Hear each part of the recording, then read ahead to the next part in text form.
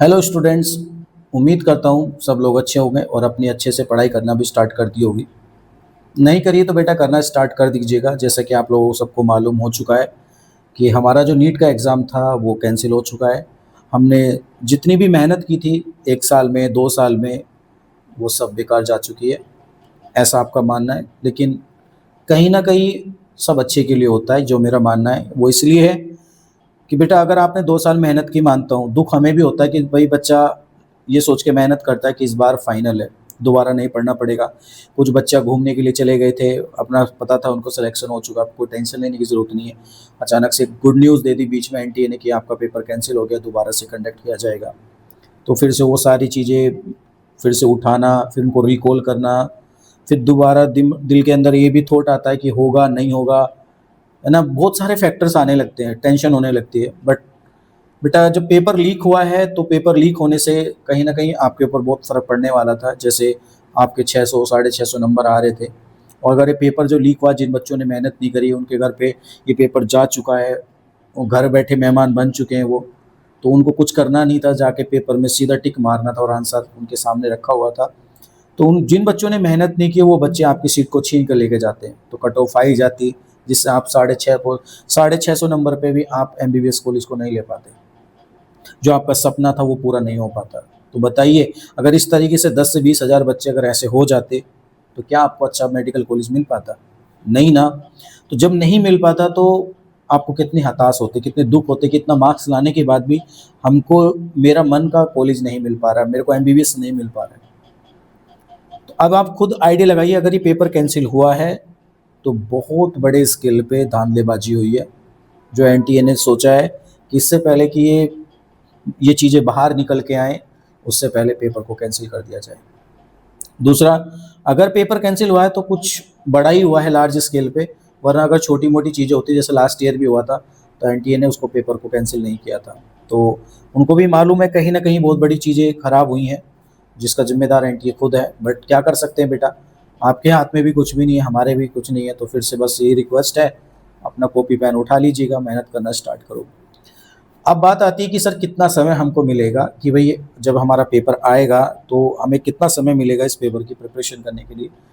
तो ऑलमोस्ट आपको मान के चलो 45-50 डेज़ के आसपास मिलेंगे, कि राउंड फिगर में 2 मंथ हम बोल सकते हैं। क्यों? देखो, कोई भी चीज़ अगर दोबारा से बिल्कुल रिफ्रेश तैयार की जाएगी, तो उसको बनाने में समय भी लगेगा। बनाने के बाद हर लैंग्वेज में उसको कन्वर्ट भी करना है, स्टेज वाइज़ उसको भेजना भी होता है। उसके बाद फिर आपका एडमिट कार्ड भी आएगा, एडमिट कार्ड के साथ सिटी भी अलॉट होगी, और आपको कोई दोबारा एप्लीकेशन फ़ॉर्म नहीं भरना है, उसी एप्लीकेशन फ़ॉर्म पे आपका एडमिट कार्ड आ जाएगा कुछ समय के बाद। तो अब ये सारी प्रक्रिया होने में कम से कम तो थोड़ा बहुत समय तो चाहिए, और मोटा-मोटी समय वो हम प्रेडिक्ट कर रहे हैं जो 2 महीने 45-50 डेज़ के आसपास। तो आप 45 या 40 डेज़ मान के चलो, जो हमारे पास बिल्कुल बिल्कुल हमारे पास ये फ्रेश डेज़ मिलेंगे, जिसमें हमें पूरा जी-जान से काम करना है। उसके बाद अब इसमें जो बात करते हैं पेपर का लेवल, पेपर का जो लेवल रहेगा वो अच्छा खासा देखने को मिलेगा। क्यों मिलेगा? क्योंकि आप सभी लोग जानते हो पेपर अगर लीक हुआ है तो एनटीए भी पूरा गुस्से में बैठा है, तो पेपर का लेवल भी अच्छा होने वाला है। बट हम टफ नहीं बोल सकते कि बहुत ज़्यादा टफ आएगा, बट लेंथी कर सकता है वो, जिससे आपका स्कोरिंग वाला पार्ट थोड़ा डाउन जाए। क्यों जाए? स्कोरिंग करने का रीज़न उसका ये होगा क्योंकि गुस्से में है, गुस्से में चाहेगा वो कि तुमने हमसे पंगा लिया है, तो आपके साथ तो भी पंगा लेना पड़ेगा। जब आपने हमसे पंगा लिया है तो इस पंगे को आपको भुगतना पड़ेगा। ठीक है? तो लेंथी रहेगा, लेंथी वाला जो पार्ट रहेगा उसमें क्या-क्या आपको देखने को मिल सकता है, जिस वजह से आपका स्कोर में थोड़ा बहुत फ्लक्चुएशन आ सकता है। नंबर 1 चीज़, असर्शन रीजन्स, इन चीज़ों को ज़्यादा से ज़्यादा इंक्लूड करेगा। स्टेटमेंट के क्वेश्चन हो गए, इन चीज़ों को इंक्लूड कर सकता है, और न्यूमेरिकल पार्ट को बढ़ा सकता है, जिससे आपका टाइम कंज्यूमिंग पार्ट ज़्यादा रहे।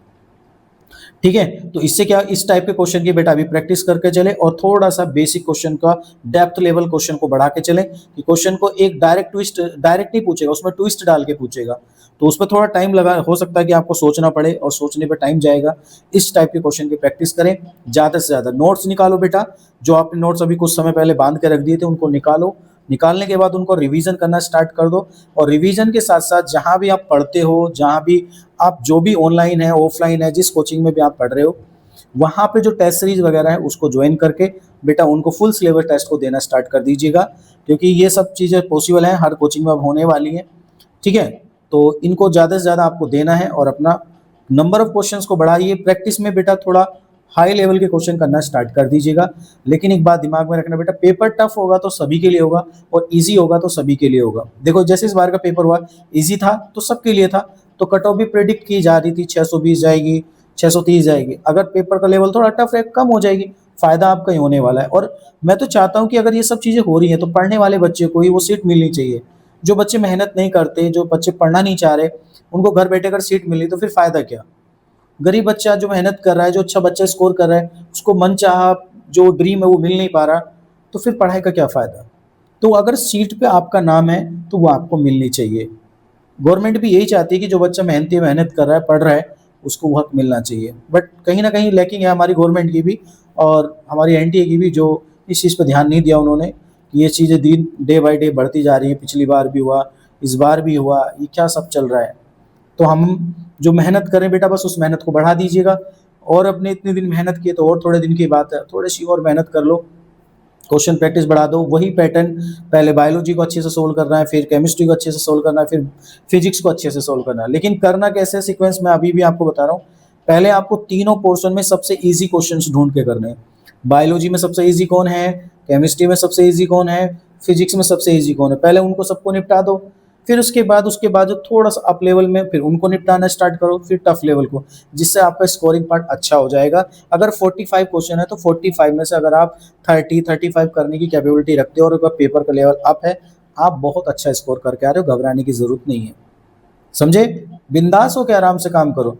आपको ये नहीं घबराना कि यार पेपर में, जैसे अब नीट का दोबारा पेपर होगा, तो उसमें बहुत ज़्यादा क्वेश्चन टफ हो जाएगा, तो 45 के ना 50 हो जाएँगे, ऐसा कोई क्वेश्चन वही सेम आने हैं, बट थोड़ा-सा लेवल का फ़र्क मिलेगा।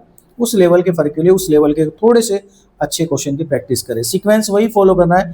पहले सारे बायोलॉजी, केमिस्ट्री, फिजिक्स में ईज़ी क्वेश्चंस करने हैं, फिर ईज़ी के बाद उसमें बाद जो भी आपका एवरेज आता है, टफ आता है, फिर इनको करते हुए चलना है, जिससे आपका लगभग-लगभग सारा पार्ट कंप्लीट हो जाए। समझे बेटा? बट दिमाग में